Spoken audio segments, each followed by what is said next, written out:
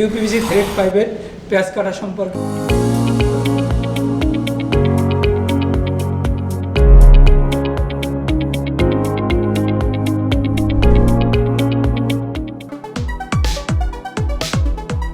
আসসালামু আলাইকুম, আশা করি সবাই ভালো আছেন। আমি মোহাম্মদ ইমাম হোসেন। আমি এই ডলফিন ট্রেনিং সেন্টারে প্লাম্বিংয়ের ট্রেনার হিসেবে দীর্ঘদিন ধরে কাজ করে আসছি। আপনারা এর আগের পর্বগুলো অবশ্যই দেখেছেন। আজকে আপনাদের সাথে এখন যে পর্বটা নিয়ে আমি আলোচনা করব বা আমি এখন করব সেটা হলো ইউপিভিসি থ্রেড পাইপে আমরা কিভাবে পেঁয়াজ কাটবো।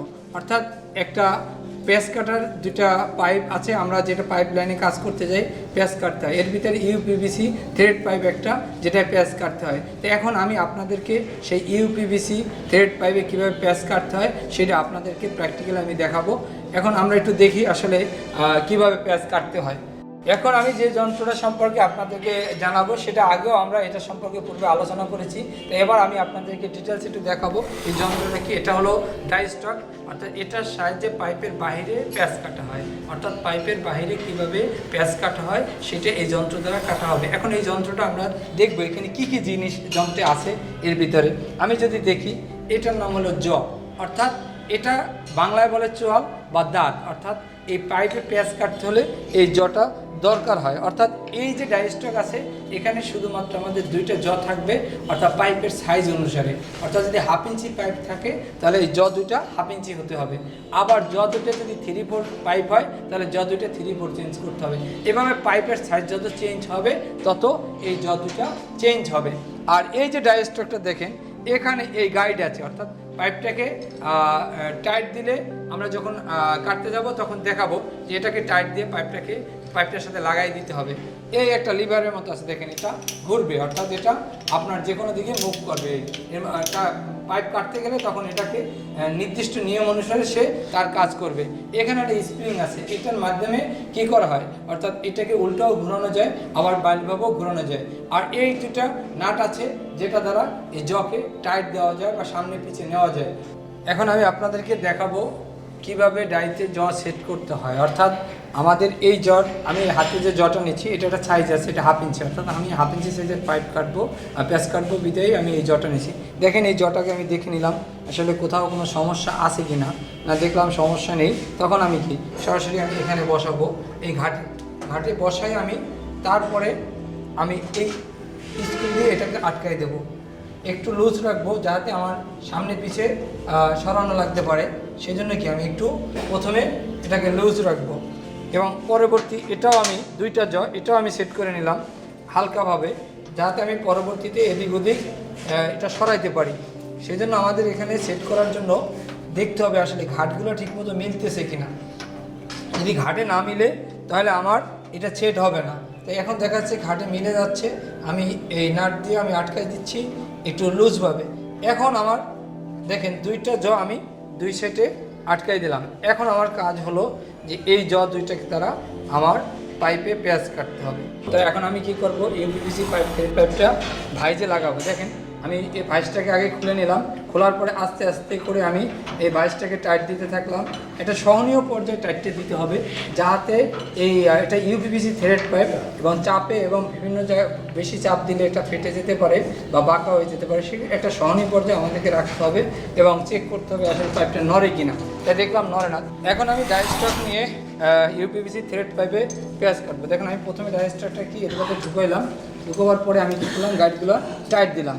দেখেন এটাকে মানে সোজা করে নিতে হবে, বাঁকাতে হলে এটা কাটতে ঝামেলা হবে। এখন আমি এই করার পরে আমি কী করলাম, ডাইস্টকটা হাতে চাপে একটু ঢুকাই নিলাম। নেওয়ার পরে আমি আস্তে হ্যান্ডেলটাকে চাপ দিলাম। এখন দেখেন অটোমেটিকলি এই পাইপ ভিতরে কেটে যাচ্ছে। অর্থাৎ ইউপিভিসি থ্রেড পাইপ পেঁয়াজ কাটা অনেক সহজ, কারণ এটা যেহেতু নরম সেই জন্য এটা বেশি চাপও দেওয়া যাবে না।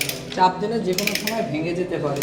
সেই জন্য আমাদের খুব ইজিভাবে এবং সহজভাবে, যাতে চাপ বেশি না পড়ে, চাপ পড়লে আমার এই পাইপ যে কোনো সময় ভেঙে যেতে পারে।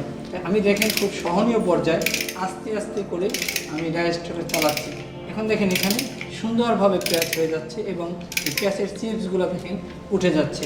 এখানে আমি ওই জিয়ের মতোই আমি 7 থেকে 8টা পেঁয়াজ কাটবো। যেহেতু আমাদের এখানে পেঁয়াজটা হবে 1/2 ইঞ্চির ভিতরে, অর্থাৎ এই লেনটা থাকবে 1/2 ইঞ্চি আর টিপিআই বলা ছিল 1 ইঞ্চি, থ্রেডের বিটায় 13-14টা।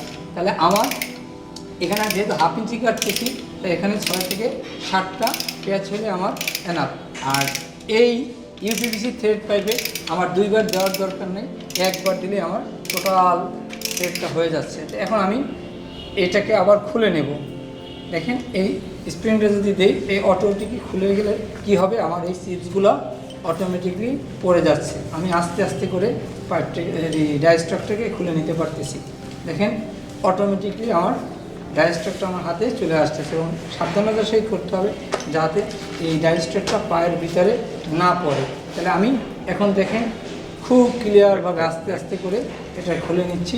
এখন আমি ইজিভাবে টান দিলে খুলে যাবে। এখন দেখেন আমি যদি এখানে কোনো ফিটিংস লাগাই, দেখবেন ইজিভাবে এটা লেগে যাবে। এই ফিটিংসটা যেহেতু আমার ইউপিভিসি পাইপ সুন্দরভাবে আমার এখানে লেগে যাচ্ছে, দেখছেন ইজিভাবে, অর্থাৎ আমি হাত দিয়ে লাগাতে পারছি। এরপর আমার কি পাইপ রেঞ্জে টাইট দিলে আরও সুন্দরভাবে লেগে যাবে। তো অর্থাৎ এভাবে আমাদের একটা পাইপে পেঁয়াজ কেটে সুন্দরভাবে ফিটিংস লাগানো যায়। আশা করি আপনারা এই ইউপিভিসি থ্রেড পাইপের পেঁয়াজ কাটা সম্পর্কে ভালোভাবে শিখতে পেরেছেন, এবং পরবর্তীতে এটা আপনারা অবশ্যই করতে পারবেন।